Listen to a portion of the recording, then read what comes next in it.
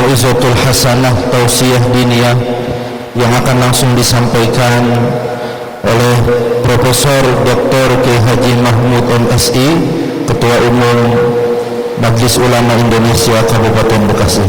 Kepada beliau alaihi falyatafaddal mashkura wa ma'jura. Shallu ala Muhammad.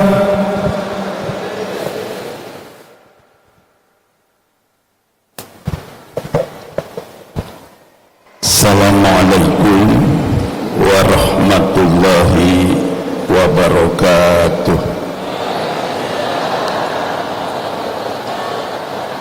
Bismillah walhamdulillah. Bismillahi ala qalbi hatta yurwa. Bismillahi ala rukabi hatta taqwa. Bismillahi alal ardi hatta tutwa. Bismillahi ala jasadi hatta fi ta'atillahi yaqwa. Bismillahilladzi la yadurru ma'asmihi syai'un fil ardi wala fis sama' wa huwas sami'ul alim. Allahumma salli ala sayyidina Muhammadin al-fatih lima ugliqa wal khatimi lima sabaq nasiril haqqi bil haqq wal hadi ila siratikal mustaqim wa ala alihi haqqa qadrihi wa miqdarihil azim. Amma ba'd. Yang terhormat Ketua PP IKADI Pusat Bapak Dr. Kiai Haji Kusairi Suhaili ya, Gus Ahmad Kusairi Suhaili MA. Terima kasih Pak Ketua yang sudah meluangkan waktunya di tengah kesibukan sehingga saya bisa ketemu nih ya. Yang saya hormati Kepala Kantor Kementerian Agama, biasa saya nyebutnya Menteri Agama Kabupaten Bekasi. Jadi kalau urusan keberagamaan di Bekasi tidak beres, yang pertama harus bertanggung jawab adalah Kepala Kantor Menteri Agama, sebab dapat gaji dan dapat tunjangan. Kalau Ketua MUI kemudian kan gitu, karena itu ikhlas beramal ya, termasuk IKADI kira-kira begitu. Yang saya hormati dan saya banggakan, ini ada Ketua Forum Umat Islam Pak Kiai Haji Solihun. Ini juga sama-sama dengan saya bertanggung jawab di belakang nanti setelah Menteri Agama kira-kira begitu. Kemudian juga yang saya hormati guru kita Kiai Haji Hijuddin Undu ya. Hizbullah Hizbullah Undu Al-Hafidh sudah hadir. Yang juga kita hormati Pak Kiai Haji Zainal Muttaqin LC, ini diwakili Pak Sekretarisnya, beliau dalam keadaan kurang sehat. Kemudian juga yang saya hormati dan saya banggakan, ini teman saya, Direktur Torik bin Ziyad Boarding School, Bapak Dr. Kiai Haji M. Adik Amin LCMA. Kemudian yang saya hormati tentu para tokoh baik agama maupun masyarakat yang hadir dalam kesempatan ini, serta hadirin ibu bapak jamaah yang saya banggakan. Dalam kesempatan kedua ini saya tidak akan banyak bercerita tentang bagaimana kita menyambut Ramadan secara rinci, karena tadi sudah disampaikan oleh guru kita dan nanti juga masih banyak penceramah berikutnya. Saya hanya satu saja, pertama mengapresiasi kepada IKADI yang sudah menginisiasi mengadakan kegiatan menyambut kehadiran Ramadan, dan saya berharap IKADI bekerja sama dengan kita semua. Pertama, paling tidak bagaimana apa yang disinyalir oleh baginda Rasul, sayati zamanun ala ummati yafirruna anil ulama wal fuqaha kama yafirrunal ghanam minadzi. Ini Rasul menyatakan nanti akan datang satu zaman umat itu lari dari ustadz, dari kiai, dari ulama serta para fuqaha seperti larinya domba dari serigala, kayak ketakutan. Ini kalau kita sedang membahas dengan para kiai, umumnya ketika cerita begini yang disalahkan siapa, Pak? Bu? Yang disalahkan siapa itu? Kalau umat lari dari ulama, yang disalahkan siapa? Rata-rata ustadz bilang umat zaman sekarang mah enggak resep ngaji, enggak mau ngedengerin ceramah apa? Kiai, pada jauh aja, kan gitu.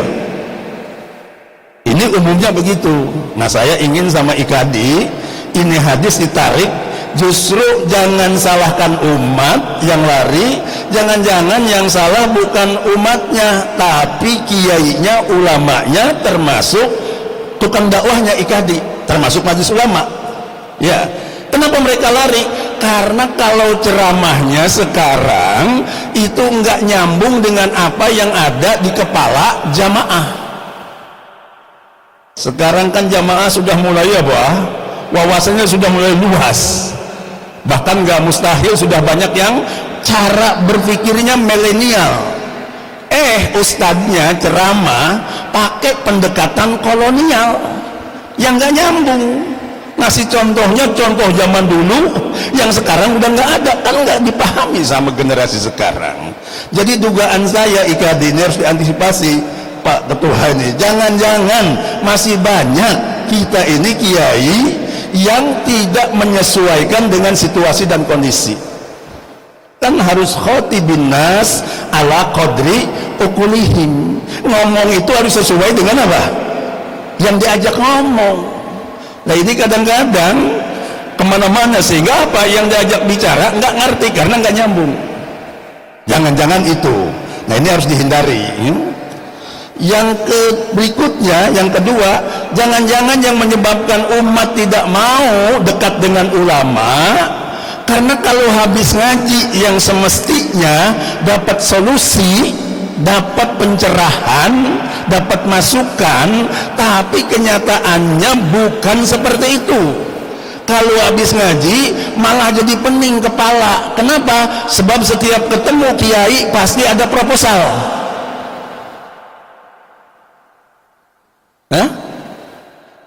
Akhirnya kan saya malas ketemu sama kiai itu. Kenapa? Sebab kalau habis ngaji pasti ada proposal itu, kan gitu. Nah, ini juga menjadi PR kepada kita ini.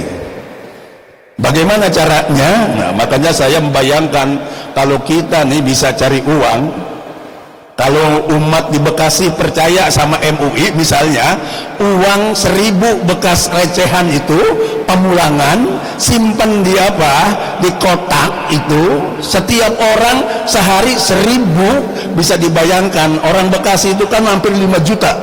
Ya, katakanlah setengahnya 3000 saja yang 1000 sehari, berapa puluh juta itu sehari. Terus berapa miliar, berapa ratus miliar setahun. Wah, beres tuh. Maka supaya nanti kiai nggak bikin proposal, ini begini caranya sebenarnya. Cuma persoalannya, percaya nggak ibu nitip uang ke majelis ulama 1000 sehari? Kayaknya kurang percaya, kan begitu ya. Padahal kan selama ini uang 1000 kan dibuangin kemana-mana tuh ya.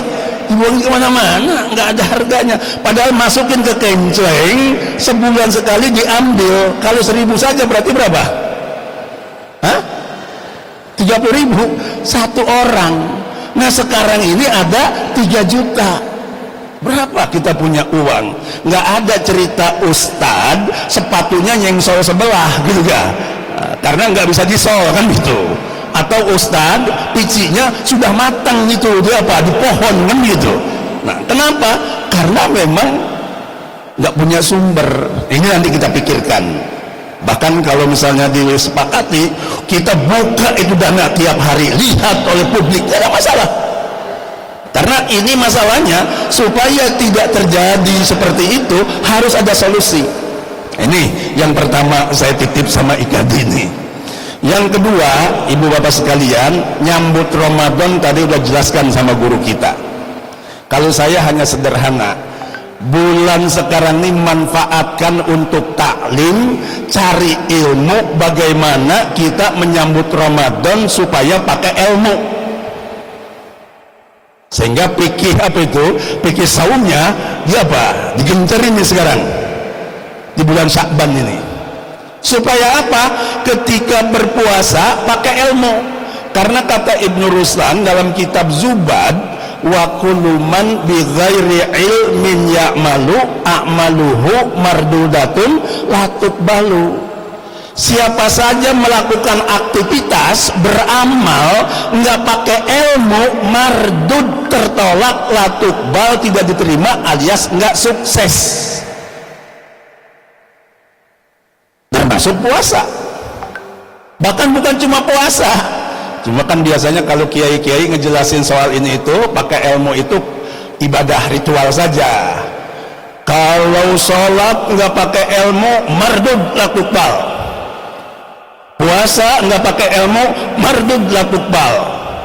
Mau haji, kalau nggak masuk ke KBIHU nggak akan mabrur tuh hajinya, kira-kira begitu. Salah, enggak. Memang di KBIHU tempat belajar apa? Manasik haji, ilmu tentang bagaimana cara menjalankan ibadah apa? Haji. Tapi sebenarnya ini statement Ibnu Ruslan itu berlaku untuk urusan kehidupan keseharian kita. Ibu dagang nggak pakai ilmu bisa bangkrut tuh, bukan cuma nggak dapat untung, modalnya juga habis. Kenapa? Karena nggak pakai ilmu. Sederhana, bapak punya motor rusak, bapak nggak punya ilmu tentang perbengkelan motor, kemudian kita perbaiki, sudah 3 hari itu motor kita perbaiki, hidup nggak? Bisa hidup, bisa enggak, karena spekulasi. Begitu ada yang ketawa nyambung lagi ya hidup gitu ya, karena nggak pakai ilmu. Sampai 3 hari itu motor rusak kita perbaiki, tapi begitu kita panggil montir dari bengkel motor, dalam hitungan menit motor kita hidup lagi. Kenapa? Sebab montir itu punya ilmu soal perbengkelan. Oleh karena itu Bu, kalau pakai ilmu enteng apapun, baik urusan duniawi juga urusan ukhrawi. Nah, oleh karena itu coba ilmui supaya nanti puasa kita itu betul-betul bernilai. Jangan sampai seperti yang diceritakan oleh guru kita tadi itu menjadi kenyataan yang dibilang oleh beliau tadi. Ada hadis, kan min so'imin laisa lahu min siyamihi ilal ju' wal atos. Berapa banyak orang berpuasa tapi nggak dapat tuh nilai ibadah puasanya, kecuali sekedar apa? Lapar dan haus. Kenapa? Karena puasanya baru sekedar nahan lapar di siang hari dan tidak melakukan hubungan-hubungan lainnya di siang hari sampai terbenam apa? Matahari. Tapi tidak dikerjakan pesan moral dari ibadah saum. Kata saya Jalaluddin, ibu bapak sekalian, ibadah tuh yang kita lakukan termasuk puasa, bernilai atau tidaknya akan sangat tergantung sejauh mana pesan moralnya bisa di follow up, ditindaklanjuti. Contoh, ini kan hadis ceritanya begini Bu Pak. Di siang hari Rasulullah melihat ada ibu-ibu mencaci maki pembantunya yang salah mengerjakan pekerjaannya. Marah marah si ibu itu kepada apa? Pembantu. Begitu melihat itu, Rasul panggil sahabatnya, suruh apa? Suruh siapkan makanan untuk disajikan kepada si ibu. Begitu selesai ada makanannya, si ibu dipanggil, bu sini bu. Gampangnya kalau gaya orang Bekasi kira-kira begitu, silakan bu, dinikmati nih hidangan. Kata si ibu, ya Rasul, saya sedang puasa. Kata Rasul apa? Apa artinya puasa kalau cerca, caci maki nggak ditinggalkan? Kira-kira begitu. Kan salah satu pesan moral puasa, sabar kalau melihat apa saja. Kan kita diajarin sabar ketika puasa. Makanan ada, kalau belum waktunya kita nggak makan karena belum waktunya apa? Berbuka. Jadi suruh sabar, termasuk sabar kalau melihat ada hal-hal yang nggak pas. Jadi nggak boleh caci maki apa pembantu. Puasanya nggak batal, tapi nilainya nggak ada di sisi Allah Subhanahu Wa Taala. Sayang kan kalau puasa model begitu.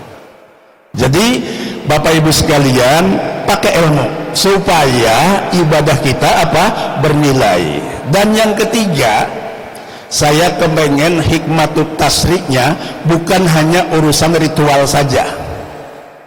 Ini umumnya kita kalau ngebahas ibadah-ibadah kita dari sholat, puasa dan seterusnya, itu hanya punya hikmah untuk urusan-urusan spiritual, tidak pada sektor-sektor yang lainnya. Nah, saya ingin mengajak kita pikirkan juga ini. Puasa ini kan bahasa saya hajatnya umat Islam. Tapi yang kita baru kejar itu ampunan segala macam urusan ukhrawi lah. Urusan duniawinya, potensi ekonomi dari puasa yang menikmati siapa Bapak Ibu? Umat Islam bukan? Hah? Kita jadi objeknya. Yang menikmati potensi ekonomi dari puasa itu saudara kita yang gak puasa. Nah, ini kan memprihatinkan. Tuhan kasih event di Ramadan sebenarnya bukan cuma untuk bisa diampuni dosa, tetapi juga ekonomi kita juga apa? Bangkit melalui bulan apa? Ramadan. Karena itu saya berharap DKM coba mulai di manage itu, potensi itu. UMKM dibangkitkan, dibina segala macam. Saya di lapangan sering menemukan kalau bulan Ramadan itu yang namanya kolak ya, cendol segala macam, yang ramenya bukan kolaknya Bumina. Yang notabene-nya kalau nama Bumina siapa kira-kira itu? Muslim. Yang ramenya Cimeme kan gitu. Lucu. Kita yang punya hajat, tapi yang menikmati dari hajat itu siapa? Orang lain. Kenapa? Karena selama ini kita abai terhadap ruang-ruang potensi yang bernuansa apa? Ekonomi. Padahal kita disuruh fid dunya hasanah wa fil akhirati hasanah wa qina adzabannar. Di dunia bagus, di akhirat juga bagus, terhindar dari siksa api neraka. Tapi faktanya kita selalu diiming-imingi nanti di akhirat, itu pasti.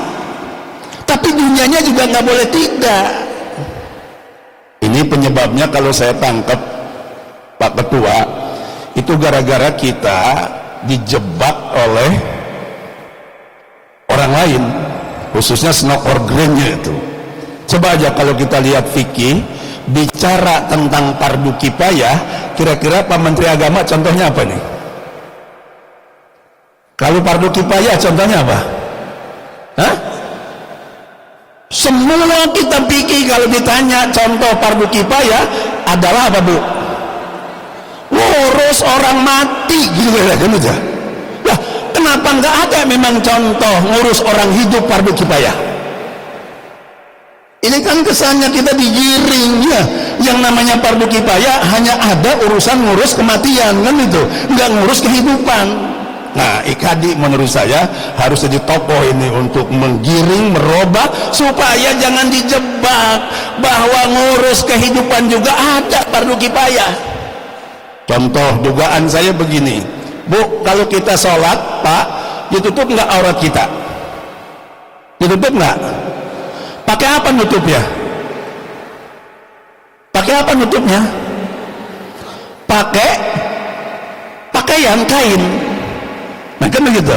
Nah kalau begitu berarti kita butuh punya pabrik tekstil. Berarti orang Bekasi umat Islam fardu kifayah hukumnya itu ada yang punya pabrik apa? Tekstil. Nah sekarang ada nggak nih kita yang punya pabrik tekstil? Sehingga saya menduga ini IKADI kalau mimpin itu doa anti apa? Anti Israel ya. Loh kenapa kita udah berkali-kali itu ngadakan istighosah ya? Apa itu demo anti apa? Israel, tapi Israel makin apa? Gila kan begitu ya? Jangan-jangan lo anti Israel tapi yang dipakainya barang-barang produk apa? Bahkan yang diminumnya juga apa? Minuman apa? Banyak orang yang suka protes ke saya itu begini, Ustaz, kenapa sih kita kalau istighosah minta hujan aja seringkali nggak didengar sama Tuhan ya? Padahal sudah puasa sunnah dulu, sudah sodako, sudah macam-macam lah, ikhtiar batiniahnya beres. Bahkan ketika istighosahnya dipimpin sama Hadratis Syekh Mursid kan gitu, tapi hujan nggak datang-datang kan gitu ya. Saya katakan mungkin batiniahnya beres, cuma yang nggak beres sorban yang dipakai, peci yang dipakai, baju koko yang dipakai buatan si engkau kan begitu. Yang dia nggak pernah memikirkan ini tohirun mutohirun nggak nih yang dipakai, ada unsur najisnya nggak, ada unsur kotornya enggak ketika jadi campuran untuk dibuat apa? Tekstil. Buat mereka peduli, yang penting biaya produksi murah, dijual ramai di pasaran ya, margin gede gitu ya, dipakai enak, sudah selesai. Peduli ada unsur campuran kotor atau najis, mereka enggak punya peduli itu. Jadi atas dasar itu mulai sekarang kita rubah juga contoh-contoh fardu kifayah, jangan dijebak hanya urusan ngurus akhirat, ngurus dunia juga sama ada itu. Di antaranya apa? Tadi itu punya pabrik tekstil. Nah, siapa yang harus memulai? Tentu kita tindak lanjuti nanti dalam forum-forum berikutnya. Terima kasih. Assalamualaikum warahmatullahi wabarakatuh.